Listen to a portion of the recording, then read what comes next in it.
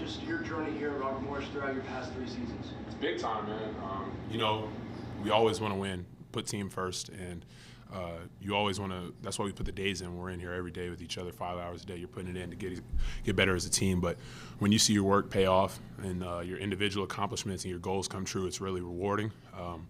Really, all I can say is just it's humbling because a couple years ago, maybe a few years ago before I come here, I didn't know if I'd have that opportunity. And I just want to always stay humble and just say that I'm grateful for the opportunity. Without the opportunity, I wouldn't be able to do it. So it's all opportunity. That's all I can say. You look back on this performance and the one on Friday, do you find yourself thinking maybe you're putting a little extra effort into it? This is coming down to the wire for your career now. I wouldn't say extra effort. One thing my teammates know they're going to get from me all the time is my all. I'm going to always give my all on the court. I think the numbers are starting to show a little more because I'm in more of a rhythm. And I've seen it happened the same last year. I was talking to my dad about this, where I started the season off a little slow, and then around this time in the year, I started to hit my stride. Don't know what the reason is, and I'm kind of not favored by that, but it just is what it is. And I feel like I'm just hitting a stride right now. My confidence is high. My teammates are telling me to be aggressive on offense. All those things are important factors that whenever I'm playing offense, I'm not thinking anymore. I'm just playing the game that I know how to play, and it makes a big difference. I think this program is starting to adjust to this league. It's taken a little while, but you're at 500 now. Mm-hmm. That hasn't happened too often. Mm-hmm. I would definitely say so. As you said, I don't think we've been 500 in this conference since we've joined, unless it was like 1-1 or 2-2. So this is a major step, and we can all feel it in the locker room. The teams I was on here in my past 2 years, we were always competitive, but we would have these close games like this one tonight, and we would drop the ball. We just couldn't figure out a way to close it, and we almost did today, but that's the difference. I feel like we're finding out ways to close out these close games, and we know that as long as we're playing defense and we're staying around, we have a chance to beat anybody in the conference. So just keeping our focus on that has been really important. What has allowed your game to develop so far in the few years that you guys have been in the Horizon League? I would say just working. There's no shortcut to improvement. There's no shortcut to progress. Some people are going to be more skilled than others, but ultimately the work is what's going to separate you. And I knew that going into this year, if I wanted to do what I've never done and try and win a conference championship, that I was going to have to be a big role for the team. And I felt like I was disappointing early in the season when I wasn't producing at this level, but conference is when it matters. So as long as I'm here for my team in the conference, that'll do it. But like I said, just hours of work. I worked a lot on my jump shot this offseason. I still score a lot of my points in the paint, but just being able to know that if I step out there, it's going to be something that I'm comfortable shooting. Like just being comfortable from all spots on the court is what helps. So Trey Thompson went for 30 points against you guys in the first go-around. This time he went scoreless in the first half in 9 total. Mm-hmm. What are the adjustments that you and Stephon Walker in the front court overall sort of made on him this time around? I would say that we trusted our help a lot. If you watch the game back, you'll see on his post-ups when he did get the ball, a lot of time when we played him the first game, he was able to get to the middle and score. It's the easiest part on the court to score. So we were going to take away the middle and force him to spin back to the baseline because he likes to get back to his right hand. So we forced him to spin back, and we'd have help there, and it kind of disrupted his flow. He made a couple shots in the second half that were tough, but as you said, our switching and some of the other things that we threw in the scheme kind of threw him off, and those adjustments are a credit to coach, and they paid off. Very low-scoring game, at least at the beginning, before you had 2 dunks to really ignite the offense. What type of mentality do you have in those moments where only 10 points in the first 10 minutes to know when to be able to flip the script? That's a good question. My dad tries to tell me, as a good player, one of the better players on the team, you have to have that switch. You should always be on go, but you have to know, like you said, you can sense that you need to give it an extra kick, put your foot on the gas. So what I try and do is, it's a learning experience for me because, as I said, I did not have opportunity like this before. So I'm still learning to fit into this role. It might be hard to see from the outside, but there were times earlier in the year where I would see the team, us going down in a hole, and I wouldn't say anything in terms of offensively. I would just try and run the system. But now more so, and with the trust that comes from my coaches and teammates, when we get in those situations, I can say, let me get the ball. That play where I caught it on the block, that last one, and threw it out to MG3, I just asked Coach if I could get the ball in that spot. He gave it to me, they doubled, and I trust Mike to make that shot every time, and he did. So little things like that definitely help. And then just knowing that I have counterparts that can help me. I know I don't have to do it all, and that helps. When we're all going, it makes it easier on each of us individually. So. How have you seen this defense, your defense, developed as a team over the course of the year? Because in the first 2 seasons you guys were in the league, you guys kind of struggled there, and this year it seems like you guys have really come together and gelled very well as a team over the past several games, and you got that Green Bay game where you held the 38 points, and over this stretch here. So how have you seen the defense kind of develop and grow over the course of this season? I think it's due a lot in part to just the consistent energy that's throughout our team, coaches and players every day. Even when we went through rough patches, and I believe we were like 3-6 in the Horizon League, you could sense within our locker room that nobody was down, nobody was out. We knew that there was still room for us to grow. And the thing that we saw, to address your point, like for example, the Detroit Mercy game, we lost that game at their place, but we still scored like 80 points. And we knew that the separating factor wasn't offense, it was defense. And to go back a few months before the season had started, a lot of our practices, Coach Toole was just calling them identity practices. And it was just going to be all about defending, rebounding, toughness. And he used those practices to see what guys he could put on the court in the situations where you need that. And I think that's really translating. And I think whenever you have 5 people on the court that are setting a good standard, it challenges the people coming into the game to keep that energy up. So I think that's really helped. And as we continue to set that example, we'll all feed off each other, and that trend will continue to go upward. Thank you, Coach. Thanks, Coach. Y'all have a good evening. You did, sir.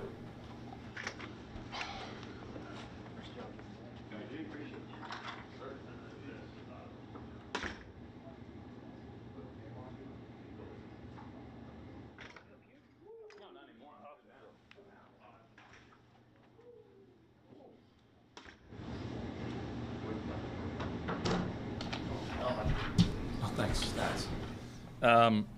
Really proud of our effort tonight.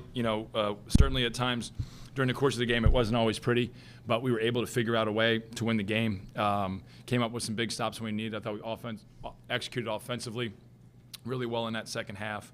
Khalil was huge. We were obviously trying to get him the ball in the paint as much as humanly possible, and they were trying to take away Enoch as much as they could, right, to allow take away some of his playmaking opportunity. But I thought everybody continued to just defend regardless of what was happening on the offensive side, and it was a great team effort. Yeah, Coach. For Khalil Spear, career high today, 30 points. He also joined the Army 1,000 Point Club. What can you just speak on what he's meant to this program over these past couple of years, and in his graduate season now, how he's grown and matured as a player? Khalil's obviously a guy who when he came here, you could see a lot of the raw ability that he had. He's put some incredible amounts of time and effort into continuing to develop as a player. Obviously you saw the way he shot the ball today from the perimeter. He's in the gym every day with Dave Fedor, working, trying to get better, trying to continue to improve his game. He's continued to get stronger, and he virtually, when he was at his first year with us, he had basically doubled his points total. And then the next year almost, took another huge jump, right? Obviously, when you get to 15, 16 points a game, it's hard to take another huge jump, but, he's remained consistent with that. And I think he's continued to develop, his all-around game. He's always able to score, he's always able to rebound. Now he's doing so many things. His commitment to defense is critical for us. His ability to help us protect the rim, and obviously he's an experienced leader, on this team, and guys look at him, and, he came up huge today. Lower scoring game, especially early on. Rebounds were pretty good. Stephon Walker had all 9 of his rebounds in the first half. Can you speak on his role he had today? Yeah, that's one of the things. Steph averaged 19 rebounds a game in high school. It's one of the things that he's done really well. He has a great instinct. He's not afraid to be physical, and he gets after the backboards. He takes great pride in that, right? And, obviously the way that Oakland defends, and then the pace of the game, that's kind of the pace that they want to play at. It's the pace we want to play at. And so, from a lower scoring perspective, I think you just have two teams that are, really trying to be disruptive defensively and really do everything in their power not to give you, just stuff with ease. And we go about it in different ways, but it's certainly the same goal is the expectation. And then, when you have a guy like Jalen Moore who can kind of he controls the pace of the game, oftentimes the game's played at the way he decides to play it out. Coach, just force this today for Jalen Moore, one of the top passers in the country. Was there a strategy to sort of allow him to just all? No, I mean, I think he's done scoring and passing so well regardless, right? I mean, coming into this game, and he had 24 points. That's his low of the week, right? He had 32 on Monday, and he had 27 on Friday. So, you know, you're trying to limit all of his playmaking activity as best you can. And even if you get him at times to be not as efficient from a shooting perspective, he does a great job getting to the free throw line, right? He's just a really, really savvy player. And you even see a lot of it on the defensive side, how he tries to bait guys into passes and bad decisions with his IQ and his understanding. And, you know, he's a hard guy to deal with. And, you know, I thought he did a really good job on him throughout the entire game. You know, again, he got to the free throw line a little bit. He got a lot of his stuff in transition. But I thought when we were able to set our defense, I thought we did some really good stuff against them. Jackson last played pretty well defensively, really physical, hit a couple clutch shots. Do you think he's starting to come into his own? You know, again, I've said this about Jackson, you know, all year long is, you know, he wants to do everything and anything he can to help the team win, right? Whether it's get a rebound, make a shot, you know, guard whomever he's got to guard, right? I mean, he went from Friday night at stretches guarding Antoine Davis to tonight guarding Trey Townsend, right? So, I mean, you talk about the spectrum that he's, you know, able to do, gives us a lot of flexibility, right? And he's willing to do whatever he can to help the team win. His decisions are always team-based, right? And again, he puts in the time, he puts in the work, he's watching film, he's trying to figure out what areas he can continue to improve in. And I think, you know, his value is a lot more than you see on the stat sheet. Khalil was the only double-digit scorer. He had 30, but I thought the ball movement was very efficient, somewhere around 17 assists on 26 made shots. Can you speak on the ball movement and the impact that it had today? Well, when you're playing zone defense, you've got to move the ball, right? And so, you know, we had 24 assists on Friday night. We had 19 tonight. You know, we always are trying to promote good quick decisions, good ball movement. Obviously, as we all know, the ball can move faster on the pass than it can on the dribble.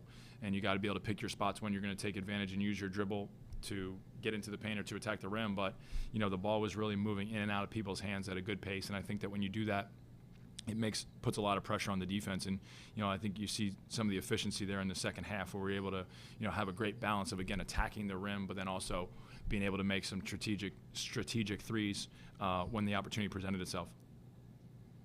Andy, Oakland was near the top of the standings. 3 games over 500. It's a pretty good team as far as the record goes. Do you put any emphasis on this point of the season now where you made it to 500? Just trying to get better. That's all. You know, I know you want more than that, but I mean, really, that's all we're trying to talk about. You know, on Friday night we mentioned, you know, each and every time we go on the floor, we're trying to just earn a little bit more respect. We're trying to continue to improve. We're trying to figure out whatever that game might be asking us to do, what challenge it might present, and we're just trying to keep our focus as small as possible. Right? I thought, you know, we started to play some very good basketball in December, and then after the Fort Wayne game, I thought we had a little bit of a stretch where we kind of lost the focus on what was most important. And I think, you know, we talked about trying to regain that, and I think in some ways we have, but it's an extremely fragile thing, and so you got to just hang on as tight as you can and try to do whatever you can to keep that mindset working, right? And I think, you know, during the course of the season, there's so many ups and downs. Like Josh Corbin has been so good. He didn't shoot the ball great tonight, but he steps up, he makes 2 huge free throws to ice the game, right? Those are the things that I think when you're just worried about making the right play or doing the right thing for the team, like, you don't worry about the stats. You don't worry about any of that stuff. And, you know, I think that's one of the things that I'm proud of. I mean, again, Khalil had it going. Nobody blinked at any point in time. We're saying, okay, let's try and get this ball here. Let's try and get this ball here, right? Again, that's what it has to be about. It's got to be how can we get the best shot? You know, you saw a number of times where, you know, whether it was Enoch, whether it was Josh, whether it was Mike, you know, they stepped in, had great shots. They didn't go in. The whole bench is up applauding because that's the right play to make. And I think if we can keep that in the front of our minds, we'll give ourselves the best chance. This was a pretty big week for freshman T.J. Wainwright defensively going up against Jalen Moore and Antoine Davis. How did you feel he did when he was on the court this week? You know, TJ is extremely competitive. You know, it's one of the things that you know we love about him. He doesn't back down from any challenge. You know, we got on the bus after we lost at Detroit, and Antoine Davis had made some tough shots on him. And he gets on the bus and he says, "Man, I'm gonna be all over ESPN. Dude just made a couple tough buckets on him." And I said, "Who cares?" like in my mind, I respect the guy that's going to go back again and keep trying to fight, and that's TJ's mindset. And you know, he wants to do so badly for the team. He wants to do so badly for himself. You know, he was so disappointed in the shots that he missed because they were great looks, right? And I think as long as he continues to have that competitive edge, you know, he's going to be able to have a big role for us. Guy who's in a similar position as him coming off the bench is Chris Ford, who sort of got extended minutes in the first half. Going up against Oakland's athleticism, was it important to have a guy like him who can be a defensive impact player this year? Yeah, and that's one of the things that we've talked to Chris about. You know, he had 6 rebounds today. You know, I thought he gave us unbelievable minutes in the 12 that he was in. And, you know, he didn't play a lot of minutes last year at Davidson, so he's, you know, still kind of figuring some of this stuff out. But, you know, he's got to hit the court with the energy and the effort.